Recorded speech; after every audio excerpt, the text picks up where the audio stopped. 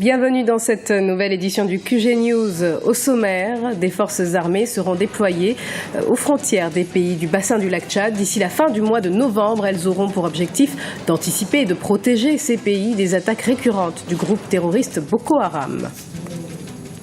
Les autorités du Rwanda tentent d'améliorer depuis 5 ans la productivité et l'efficacité des services dans la fonction publique. L'agence rwandaise de développement est désormais citée en exemple au vu de son efficacité en matière de formalité. Au Maroc, la 2e édition de la Biennale internationale de Casablanca se poursuit jusqu'au 12 octobre. Artistes, amateurs et professionnels y célèbrent l'art contemporain et font en parallèle la promotion de l'industrie culturelle. Les pays du bassin du lac Tchad associés au Bénin prévoient de renforcer les actions menées contre le groupe armé nigérian Boko Haram. Une force régionale sera d'ailleurs mise en place le mois prochain. Les bataillons en charge seront, dans un premier temps, déployés aux frontières des pays touchés ou susceptibles de l'être. Paul de Singwe. Une force armée pour combattre une autre, mais terroriste celle-ci.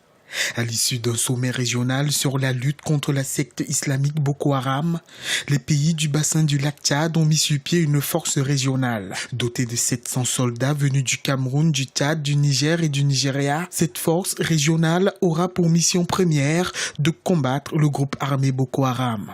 Il y a donc là une volonté absolument importante, non simplement de régionaliser le conflit, mais d'en prendre la mesure et de mettre les moyens les plus adaptés pour éventuellement arriver à bout de Boko Haram.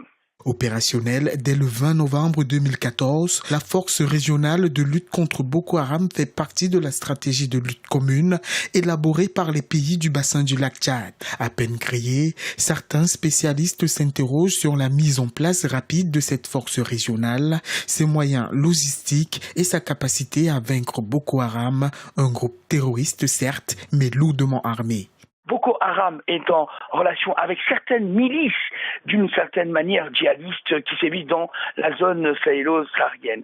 Donc 700 hommes, c'est ici un effet d'annonce absolument intéressant, mais 700 hommes, ça demeure relativement insuffisant. Il faut que les États, en fait, montent rapidement en gamme. On voit des signaux relativement clairs et très précis, à la fois sur le nombre d'hommes qui doit augmenter, sur les matériels, et sur tous les mécanismes de surveillance pour que Boko Haram sache en effet que l'adversaire est de taille et que l'adversaire est régional.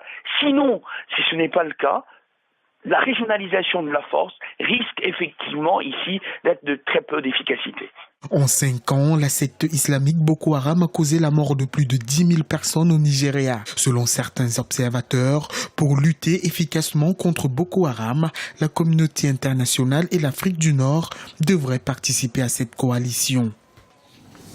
En Tanzanie, le texte final du projet de nouvelle constitution consacrant la parité homme-femme a été présenté mercredi soir au président Jakaya Kikwete et cela s'est fait lors d'une cérémonie retransmise en direct depuis le stade de Dodoma, la capitale. Le texte consacre, grande nouveauté, le droit de succession des femmes, notamment dans le domaine foncier. La décision a été prise il y a près de 5 ans au Rwanda d'améliorer le secteur des services, d'en faire un maillon fort de l'économie à l'horizon 2020. L'accent a été mis en particulier sur l'administration publique et les résultats sont des plus encourageants. Reportage d'Olive Adjakotan, correspondant au Rwanda. Améliorer davantage les prestations des services, surtout dans la fonction publique rwandaise, pour booster l'économie du pays, tel est le vœu des autorités du Rwanda. Depuis près de 5 ans, elles ont mis en place plusieurs mécanismes pour assainir les dites prestations. Nous sommes ici à l'Agence rwandaise de développement, l'une des meilleures institutions étatiques pour la qualité de ses services. Un lieu qui accueille quotidiennement une centaine de clients, notamment pour des formalités administratives d'enregistrement de leurs entreprises. Je suis un entrepreneur à Karongi, dans l'ouest du pays. Je suis là pour enregistrer ma société. J'ai pu obtenir gain de cause et je suis satisfait de la qualité du service dans cette structure.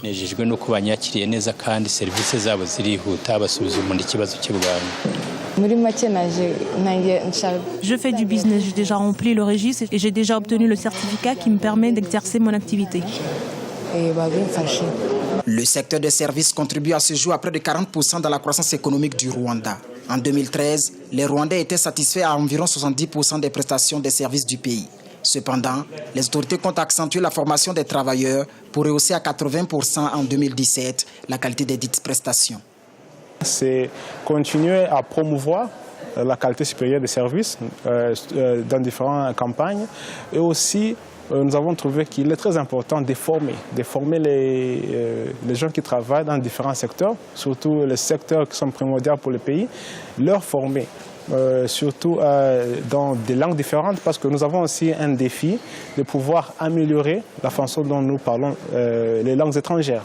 Le Rwanda célèbre jusqu'au 10 octobre 2014 la semaine dédiée à la clientèle internationale sous le thème « Dire oui à l'excellence ». L'occasion d'offrir davantage à la clientèle étrangère un service de qualité mondiale pour une économie florissante. Depuis le 3 jusqu'au 12 octobre, la ville de Casablanca accueille pour sa 2e édition la Biennale internationale de l'art contemporain. 200 artistes de renommée internationale présentent avec un enthousiasme loin d'être fin leurs œuvres. Et cette édition est un peu plus spéciale car l'Afrique est mise au premier plan, comme nous l'explique Aminata Diak. Tout est possible à la Biennale de Casablanca. Pour sa 2e édition qui se déroule actuellement, la Biennale internationale de l'art contemporain de Casablanca réunit près de 200 artistes nationaux et internationaux qui exposent dans des lieux emblématiques de la ville. Le thème choisi est « Un autre monde est possible, mais il est dans celui-ci ». Les organisateurs ont ainsi voulu laisser les artistes exprimer leur vision du monde. La particularité de cette 2e édition, c'est que je vais associer 2 choses, l'engagement et le plaisir. Le projet qui est derrière nous, celui de Rachid Qureshi et Maître Akiji, que tous les deux, ils ont travaillé ensemble des œuvres à 4 mains. La création, c'est souvent quelque chose de très, très solitaire. L'artiste, il travaille tout seul, il ne veut pas que les autres voient. Et eux, non, pas du tout. C'était un travail qui se faisait avec plaisir. Ils étaient en train de s'amuser comme des enfants. Et ça, c'était un cadeau de nous offrir en avant-première cette expo ici pendant la Biennale. Nombreux sont justement ces artistes à avoir planché sur le thème avec enthousiasme, force et toujours engagement, s'affranchissant des règles et explorant divers univers pour rappeler le rôle essentiel de ces hommes et femmes qui ont choisi ce médium artistique pour s'exprimer. Je participe à cette 2e édition de la Biennale de Casablanca par une installation artistique répondant à la déclaration de notre chef de gouvernement, M. Benkiran, qui voulait que les femmes retournent chez eux, au foyer, et de ne pas travailler. Ma réponse est d'abord, c'est la liberté personnelle de travailler. Et c'est les femmes qui devaient choisir. S'ils veulent retourner, on n'est pas retourné. C'est plutôt... c'est un problème de couple, ce n'est pas un problème de gouvernement. L'art et les artistes n'ont pas dit leur dernier mot. C'est ce qui ressort de l'ensemble des œuvres exposées lors de ces 10 jours d'échange et de partage. L'art a de l'avenir, tout comme cette biennale qui s'inscrit désormais comme un grand rendez-vous culturel mondial, prouvant que tout est possible dans le champ artistique, à condition bien entendu de s'en donner les moyens, comme c'est le cas à Casa. Du football avec la Mauritanie qui a désormais un nouveau sélectionneur national. Il s'agit de Corentin Martins qui sera donc en charge de l'équipe nationale, les Mourabitoun. Ce nouvel entraîneur a pour objectif de qualifier la sélection pour la Coupe d'Afrique des Nations 2017. Reportage de Mohamed Abdelahi Abi. Corentin Martins est désormais le nouveau sélectionneur de l'équipe nationale de football en Mauritanie.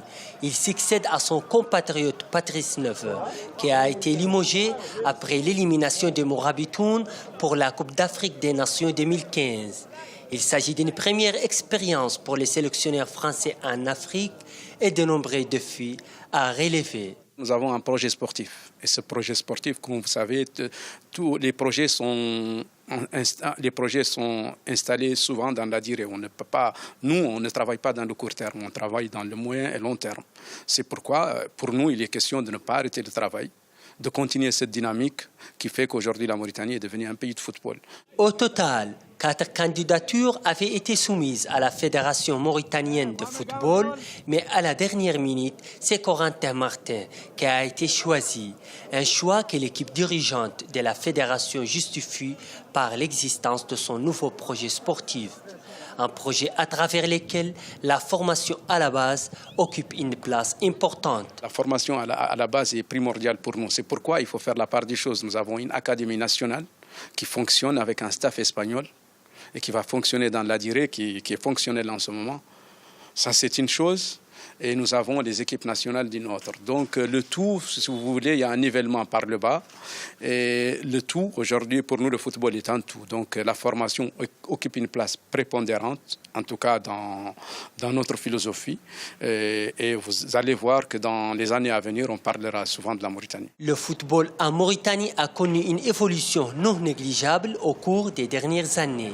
L'élimination des Morabitoun lors de la CAN 2015 a été en revanche un échec.